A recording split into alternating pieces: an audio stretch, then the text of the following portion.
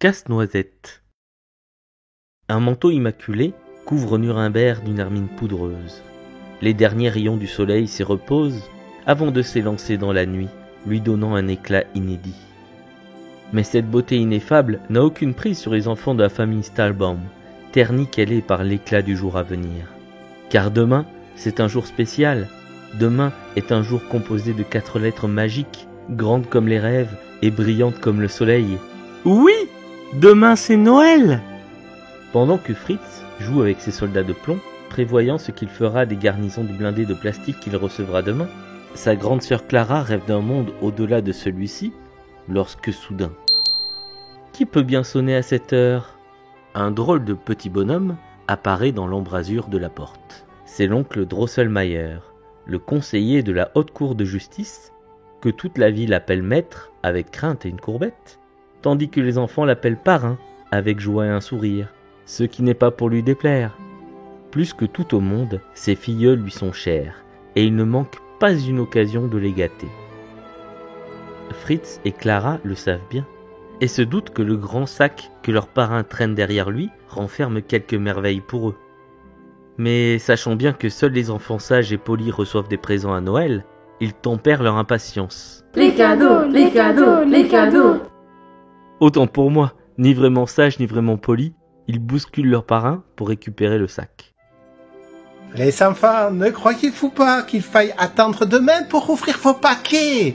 Leur enjoint Herr Drosselmayer, reprenant le sac d'un geste rapide. Non! Vas-y tonton, fais pas ta pince. Dit Clara. Si tu donnes pas de cadeau, voilà pour toi. Répond Fritz en tirant la langue. Les enfants sont formidables. Bien sûr que vous pouvez les ouvrir ce soir. Il vous en restera assez pour demain. Tenez, je les ai faits moi-même, rien que pour vous. En moins de temps qu'il n'en faut pour le dire, Fritz libère de sa prison de papier un étalon de bois richement bridé, et n'écoutant que son instinct de paladin, l'enfourche pour une chevauchée mouvementée autour du salon. Ouf, c'est une bête fougueuse, mais peu importe, je la dompterai. Clara n'est pas en reste. Le parrain Drosselmayer sort de sa musette un paquet aguicheur qui lui glisse entre les mains avec un sourire malicieux. Sous le papier brillant se cache une petite figurine, étrangement fagotée dans un costume de hussard. Intriguée, Clara le regarde sous toutes les coutures. C'est un casse-noisette, disproportionné et inélégant, mais tellement attachant. Le cœur de Clara fond immédiatement pour la petite figurine disgracieuse. Parrain, je l'adore, il est trop rigolo, un peu moche et ratatiné, mais en même temps il a l'air trop gentil, il est tout comme toi. S'exclame la petite fille en se jetant dans les bras de Herr Drosselmayer. Arc, je vais prendre ça pour un compliment. Oui, c'est le meilleur des cadeaux, t'es le meilleur tonton. Intrigué par ces embrassades, Fritz abandonne son cheval sur le sol et s'approche par derrière. Il arrache le casse-noisette des mains de sa sœur et s'éloigne rapidement dans un coin de la pièce. Qu'est-ce que c'est? Dit-il. Ça, un soldat? Ridicule. Mon G.I. Joe le démonte en 2-2. D'un geste de dédain, il jette le casse-noisette derrière son épaule. Horreur! Au bruit mat que le hussard fait en frappant le sol, Clara sent qu'une partie de son être se brise. Les larmes aux yeux, elle ramasse la figure brisée et la serre contre son cœur, pendant que son frère se moque d'elle. Ça suffit, Fritz! Va te coucher! Intervient le parrain. Ne pleure plus, Clara. Écoute-moi bien. Je vais te faire une proposition que tu ne pourras pas refuser. Tu vas aller te coucher tout de suite et je te promets que demain matin, tu trouveras ton petit casse-noisette réparé au pied de ce sapin. Le cœur lourd, Clara va se coucher, tandis que Drosselmayer tripatouille le casse-noisette.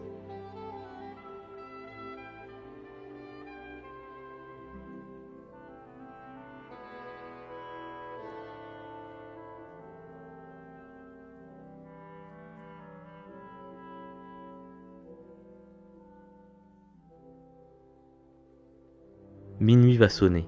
Le parrain Drosselmayer est déjà parti depuis longtemps, et le sommeil règne sans partage sur le foyer des Stahlbaum. Sans partage? Pas tout à fait. Inquiète pour le sort de son casse-noisette, Clara se tourne et se retourne dans son lit. Comme envoûtée, toute son attention est tournée vers le salon familial, d'où lui parviennent les accords d'une musique qui en ce lieu paraît improbable.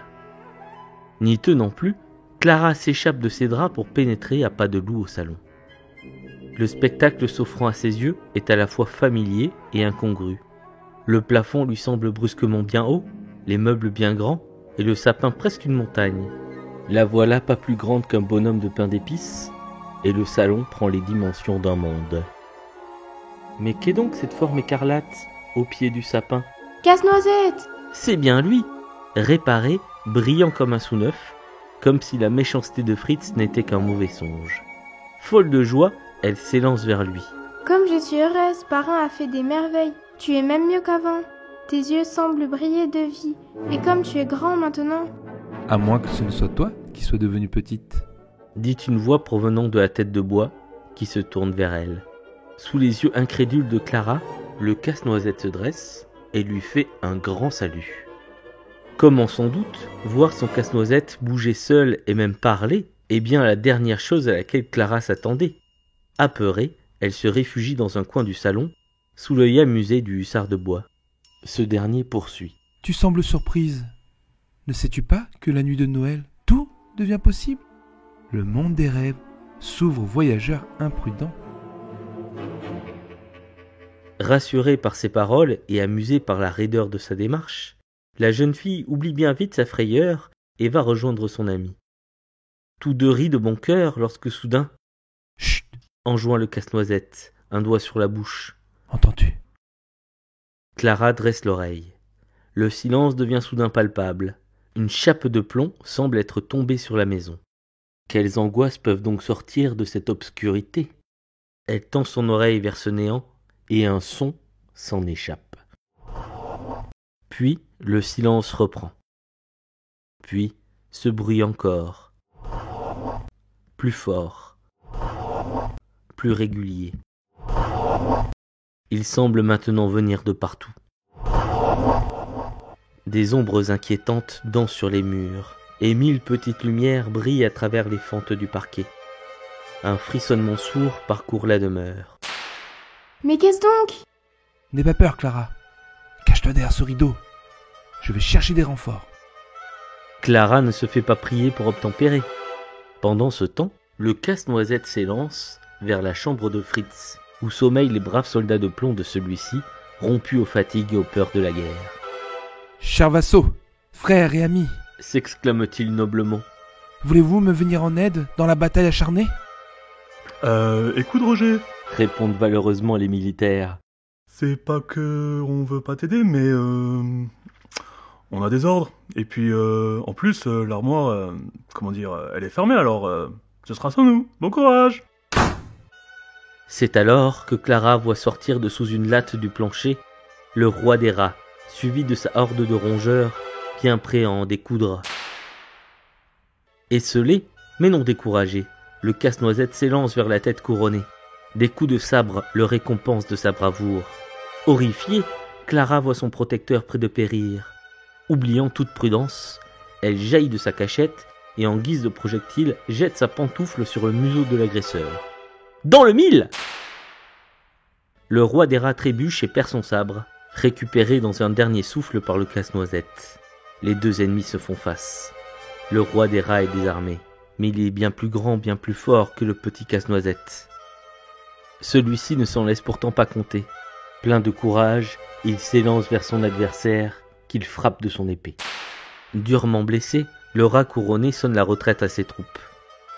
À peine a-t-il disparu que, n'y tenant plus, le brave soldat de bois s'effondre.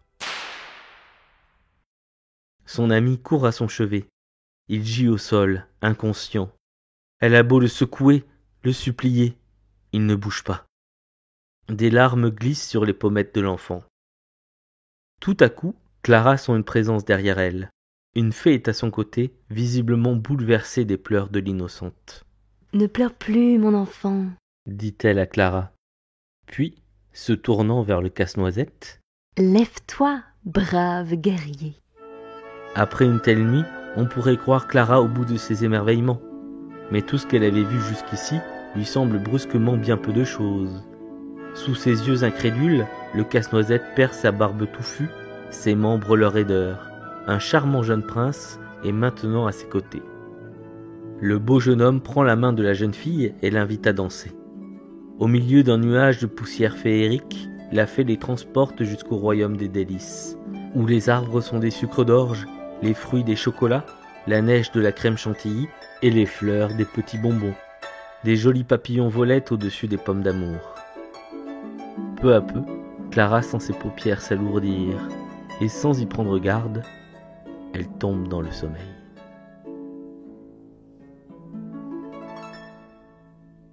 Clara, Clara, Clara!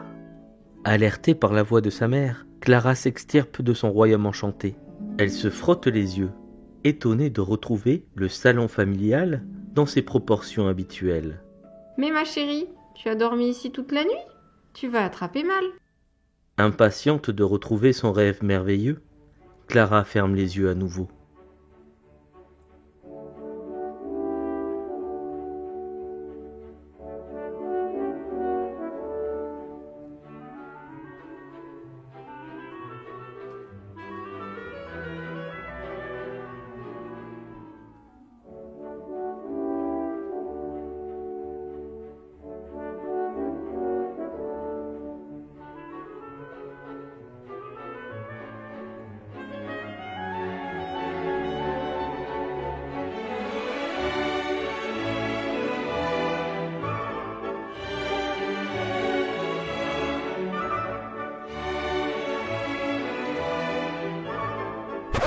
Oh, écoute-moi quand je te parle. Retourne vite dans ta chambre avant que ça ne chauffe. Et laisse ici cette horreur de casse-noisette.